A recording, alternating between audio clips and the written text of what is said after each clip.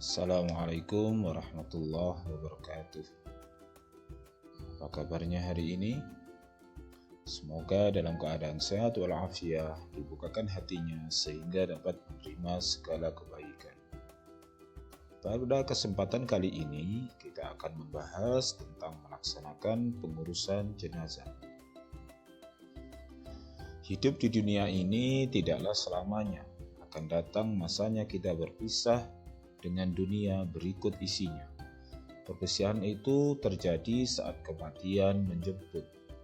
Kematian itu disebabkan karena sakit, kecelakaan, bahkan bencana alam yang kesemuanya itu menyebabkan kepada kematian. Kematian adalah pintu dan setiap manusia akan memasuki pintu tersebut tanpa ada seorang pun yang dapat menghindar darinya, sebagaimana firman Allah dalam surat Ali Imran ayat 185 yang berbunyi, A'udzu billahi minasy syaithanir rajim. Bismillahirrahmanirrahim. Kullu nafsin dha'iqatul maut. Yang artinya setiap jiwa pasti merasakan kematian. Apabila seseorang telah dinyatakan positif meninggal dunia, ada beberapa hal yang harus disegerakan dalam pengurusan jenazah oleh keluarganya. Namun sebelum mayat itu dimandikan, ada beberapa yang harus diperhatikan. Yang pertama, pejamkanlah matanya jika mata jenazah terbuka dan mohonkan ampun kepada Allah Subhanahu wa taala atas segala dosanya. Yang kedua, tutuplah seluruh badannya dengan kain sebagai penghormatan agar tidak kelihatan auratnya. Yang ketiga, ditempatkan di tempat yang aman dari jangkauan binatang. Yang keempat, kerabat boleh mencium jenazah. Hukum merawat jenazah yaitu fardu kifayah, yang artinya suatu kewajiban yang harus dijalankan oleh suatu kelompok di lingkungannya. Apabila dilaksanakan oleh satu orang, maka gugurlah kewajiban yang lain. Namun jika tidak ada yang melakukannya, maka seluruhnya akan berdosa. Dalam merawat jenazah yang dimaksud yaitu meliputi memandikan, mengkafani, mensolati, yang terakhir mengubur. Kita bahas bagian yang pertama yaitu memandikan jenazah. Jenazah yang wajib dimandikan yaitu yang pertama, jenazah itu harus orang Islam. Apapun aliran, mazhab, ras, suku, dan profesinya. Yang kedua, didapati tubuhnya walaupun hanya sedikit. Sedangkan yang berhak memandikan jenazah, apabila jenazah itu laki-laki, yang memandikannya hendaklah laki-laki. Perempuan tidak boleh memandikan jenazah laki-laki kecuali istri dan mahramnya. Apabila jenazah itu perempuan, hendaklah dimandikan oleh perempuan. Laki-laki tidak boleh memandikan kecuali suami dan mahramnya. Apabila jenazah itu seorang istri, sementara suami dan mahramnya ada, maka suami lebih berhak untuk memandikan istrinya. Dan apabila jenazah itu seorang suami, sementara istri dan mahramnya ada semua, maka istri lebih berhak dalam memandikan jenazah suaminya. Beberapa hal yang harus diperhatikan ketika memandikan jenazah yaitu yang pertama, jenazah harus ditempatkan di tempat yang tertutup. Yang kedua, mayat diletakkan di tempat yang lebih tinggi. Yang ketiga, hendaklah jenazah itu ditutup auratnya. Yang berikutnya, mayat didudukkan atau disandarkan pada sesuatu, lantas disapu perutnya sambil ditekan pelan-pelan agar semua kotorannya keluar.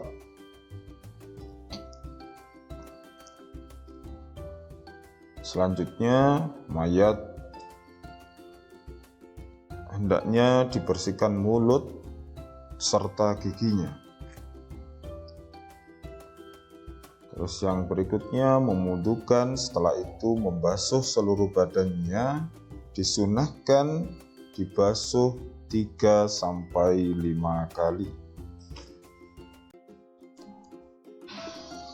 Kemudian kita masuk pada bagian yang kedua, yaitu mengkafani jenazah. Kain kafan hendaklah berjumlah 3 lapis bagi mayat laki-laki dan 5 lapis bagi mayat wanita. Hal ini berdasarkan hadis dari Aisyah radhiyallahu anha yang berbunyi, anna Rasulullah sallallahu alaihi wasallam kuffina fi salasati athwab yamaniyatin bidin suhuliyatin min kursufin laisa fihin qamisun wala imamah, yang artinya Rasulullah Shallallahu Alaihi Wasallam dikafani dengan 3 kain putih dari suhul yang masih baru, tidak ada gamisnya dan tidak ada sorbannya. Kemudian kita masuk pada bagian yang ketiga, yaitu menyolati jenazah. Sholat jenazah berbeda dengan sholat lainnya, yaitu tidak melakukan rukuk dan sujud. Posisi jenazah diletakkan di depan imam, diikuti makmum di belakangnya. Jika yang mensolatinya sedikit, usahakan dibuat 3 shaf. Sholat jenazah itu dilaksanakan dengan 4 takbir. Apabila mayatnya itu laki-laki, maka imam berdiri di dekat kepala jenazah. Apabila jenazahnya itu perempuan, maka imam berdiri di dekat perut jenazah. Berikut ini adalah tata cara sholat jenazah. Yang pertama, niat. Niat sholat jenazah laki-laki yaitu usolli ala hadzal mayyiti 4 takbiratin fardhu kifayatin ma'muman lillahi ta'ala. Jika jenazahnya itu perempuan, maka niatnya usolli ala hadzal mayyitati 4 takbiratin fardhu kifayatin ma'muman lillahi ta'ala. Setelah itu takbir. Setelah takbir yang pertama, kita membaca surat Al-Fatihah. Mari kita baca sama-sama. Bismillahirrahmanirrahim. Alhamdulillahi rabbil alamin. Ar-Rahmanirrahim. Maliki yaumiddin. Iyyaka na'budu wa iyyaka nasta'in.